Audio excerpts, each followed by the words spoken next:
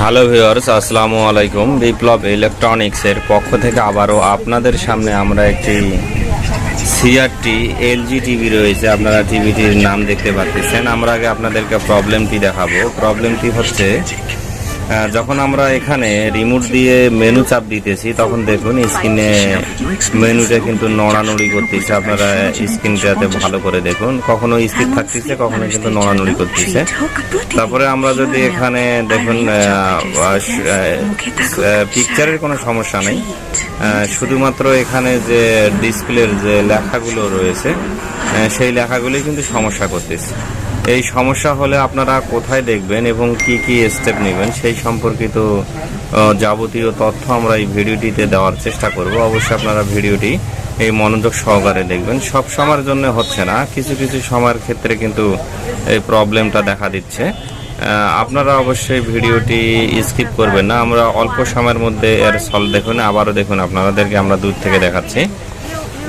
দেখুন, এই ধরনের সমস্যা যদি হয় তাহলে আপনারা যে কোনো সার্কিট হোক, সেটা এলজি টিভি হোক, প্যানাসনিক টিভি হোক, ওয়ালটন টিভি হোক, যদি এই ধরনের সার্কিট, যে ধরনের সার্কিট লাগাতে হোক, আপনারা ফার্স্ট যে স্টেপটা নেবেন সেটা হচ্ছে কি দেখবেন, কোথায় দেখবেন। অবশ্যই যদি এই ধরনের প্রবলেম হয় তাহলে কিন্তু আপনারা টিভিটি দেখুন, এই যে লেখাটা থাকতেছে, এই যে হেরে যাচ্ছে। আমরা যখন সাউন্ড বাড়াচ্ছি কত সময় থাকতেছে, কত সময় কিন্তু লেখাটা থাকতেছে না। সেই ক্ষেত্রে আমরা কি করব, কোথায় দেখব? আমরা এই দেখুন, এই যে লেখাটা কিন্তু থাকতেছে না। এই যে দেখুন, লেখাটা স্ক্রলিং করতেছে, এই যে দেখুন, এই যে লেখাটা থাকতেছে না। যদি এই ধরনের প্রবলেমে আপনারা পড়েন সেক্ষেত্রে মাঝে মধ্যে আবার লেখাটা চলেও যাচ্ছে। লেখাটা কিন্তু কত সময় যে স্থিরভাবে থাকার দরকার সেটা কিন্তু থাকতেছে না। ফন্ট যদি না থাকে সেক্ষেত্রে আপনারা কোথায় দেখবেন এবং কি করবেন সেই সংক্রান্ত যাবতীয় তথ্য আমরা এই ভিডিওটিতে দেওয়ার চেষ্টা করব। অবশ্যই আপনারা ভিডিওটি মনোযোগ সহকারে দেখবেন। আপনাদেরকে প্রথম যেটা করতে হবে সেটা হচ্ছে এইখানকার যে এএফসি যে ভোল্টেজটা রয়েছে এইটা আপনাদেরকে দেখতে হবে। এএফসি ভোল্টেজটা সাধারণত হরিজন্টাল এবং ভার্টিক্যাল সিগন্যালকে ওয়ার্ক করে থাকে। আর এএফসি ভোল্টেজটা কিন্তু সাধারণত হিটার ভোল্টেজ থেকে নেওয়া হয়, অথবা ফ্লাইব্যাগের যে কোনো নেগেটিভ প্রিন্ট থেকে কিন্তু এএফসি ভোল্টেজটা নেওয়া হয়। আপনাদেরকে কিন্তু এই সার্কিটের মধ্যে, যদি এই সার্কিট হোক, যে সার্কিট হোক, আপনাদেরকে এএফসি পয়েন্ট আগে খুঁজে বের করে নিতে হবে। এএফসি পয়েন্ট যদি আপনারা খুঁজে বের করেন, যদি আইসির ক্ষেত্রে হয় 8873, 8895 অথবা 8893, তাহলে এর কিন্তু 12 নম্বর পিন হচ্ছে এএফসি ভোল্টেজ। আর ফ্লাইব্যাগ থেকে যদি আপনারা বের করে নিতে চান তাহলে আপনাদেরকে বের করে নিতে হবে যে এই ফ্লাইব্যাগের এর বডি কোথায় কাজ করেছে। মানে এই মিটারের এখানে যদি আমরা এখানে ধরি তাহলে কিন্তু উঠবে।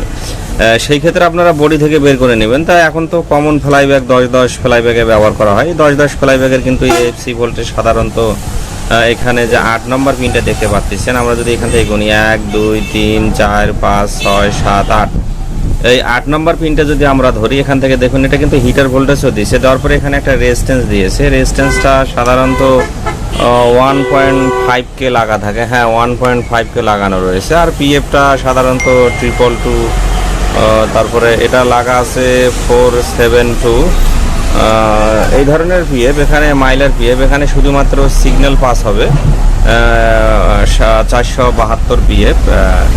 ওই পিএফটার মাধ্যমে আপনাদেরকে আমরা প্রিন্টটা দেখাচ্ছি। দেখুন, ওই পিএফটার মাধ্যমে কিন্তু এই প্রিন্টটা দিয়ে আমরা আপনাদেরকে দেখাচ্ছি। এই প্রিন্টটা দিয়ে কিন্তু সরাসরি এখানে একটা জিনেরও মারা রয়েছে। দেখুন, এখানে একটা জিনের মারা থাকে। এখানে শুধুমাত্র পালস চলে আসবে, এখানে কোনো ভোল্টেজ আসবে না। তারপরে দেখুন, এই যে এই প্রিন্টটা আমরা আপনাদেরকে দেখাচ্ছি। দেখার পরে এখানে একটা 10K অথবা 15K একটা রেজিস্ট্যান্স মারা থাকে। থাকার পরে এই যদি 8873 হয় তাহলে 12 নম্বর পিনে লাগানো থাকে। অবশ্যই এই লাইনটার মধ্যে আপনারা দেখবেন, এই লাইনটার মধ্যে হয়তো কোনো না কোনো রেজিস্ট্যান্স অথবা পিএফ কিন্তু খারাপ রয়েছে। যেমন আমরা এখানে কিন্তু খারাপ সন্দেহ করেছি এই পিএফটার সমস্যা। আমরা আপনাদেরকে এখানে একটা পিএফ লাগিয়ে দেখাবো। আমরা যে আপনাদেরকে এই এএফসির যে কানেকশনটা দেখাইলাম, এখানে শুধুমাত্র আপনারা এর ওপরে পিএফ মারে দিবেন। এর ওপরে পিএফ মারার দরকার নাই, আপনারা পিএফটা চেঞ্জ করে দিবেন। আমরা আপনাদেরকে পিএফটা দেখাচ্ছি। এই পিএফটা আপনারা চেঞ্জ করে দিবেন। চেঞ্জ করে দিলে এই সমস্যাটা কিন্তু সলভ হয়ে যাবে। এটা সাধারণত এএফসির যে সিগন্যালটা রয়েছে এই সিগন্যালটা মিসিং থাকার কারণে এই ধরনের সমস্যা হয়। আপনারা দেখুন এখানে যে আমরা আপনাদেরকে পিএফটা দেখাচ্ছি সেটার কিন্তু লেগেও মোটামুটি ডিস্টার্ব দেখা যাচ্ছে, জং খায় গেছে, এই জন্য এই ধরনের প্রবলেম। আমরা এখানে আপনাদেরকে পিএফ লাগানোর পরে প্রবলেমটা একবারে দেখাই দিব স্ক্রিনের মধ্যে। অবশ্যই এই ধরনের প্রবলেম ফেস হয়।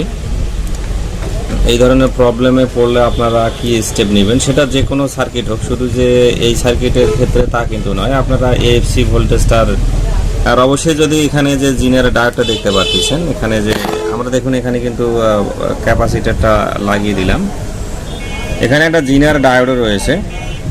এই জিনার ডায়োডের কারণেও এই ধরনের সমস্যা হতে পারে। তবে জিনার ডায়োড যদি শর্ট থাকে সেক্ষেত্রে কোনো প্রকারের ভিডিও আসবে না। এখন আমরা আপনাদেরকে টিভিটার মধ্যে কানেকশন দিব, কানেকশন দিয়ে দেখাবো আমাদের প্রবলেমটা সলভ হয়েছে কিনা। আমরা যদি এখন এই টিভিটার মধ্যে কানেকশন দেই, কানেকশন দেওয়ার পরে আপনারা অবশ্যই স্ক্রিনের দিকে লক্ষ্য করবেন। আমরা আপনাদেরকে ডিটেলসে দেখাই দিব যে আর আমরা রিমোটটা নিয়ে এখন যদি আমরা চাপ দিই, দেখুন এখন কিন্তু কোনো নড়ানড়ি অথবা কোনো ধরনের সমস্যা কিন্তু নাই। আপনারা নাম্বারগুলো দেখুন, এখন কিন্তু সুন্দরভাবে স্থির হয়ে আছে। ফন্টের কিন্তু আর কোনো সমস্যা, এটাকে কিন্তু আমরা ফন্ট বলে থাকি। অবশ্যই আপনারা দেখতে পাচ্ছেন ফন্টটা কিন্তু এখন কোনো নড়ানড়ি কোনো কিছু করতেছে না।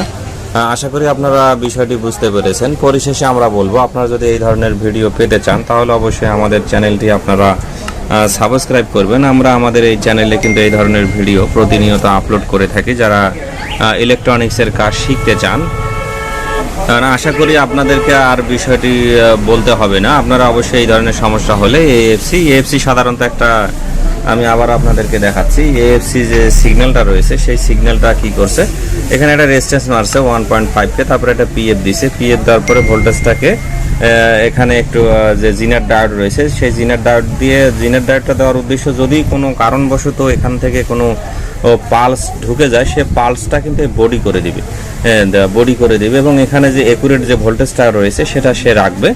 রাখার পরে এখানে সে এখান থেকে একটা রেজিস্ট্যান্স মারা রয়েছে। রেজিস্ট্যান্সটা অবশ্যই 10K লাগানো থাকে, আপনারা দেখে নেবেন 10K লাগানো রয়েছে। আমাদের যেহেতু কাজ করতে করতে মুখস্থ হয়ে গেছে। তারপরে এখানে এসির 12 নম্বর পিনে লাগানো রয়েছে, এই লাইনটাই শুধু আপনারা দেখবেন। আশা করি আপনারা বিষয়টি বুঝতে পেরেছেন। আপনারা যদি এই ধরনের ভিডিও পেতে চান তাহলে অবশ্যই আমাদের চ্যানেলটি আপনারা সাবস্ক্রাইব করবেন। আপনাদেরকে অশেষ ধন্যবাদ।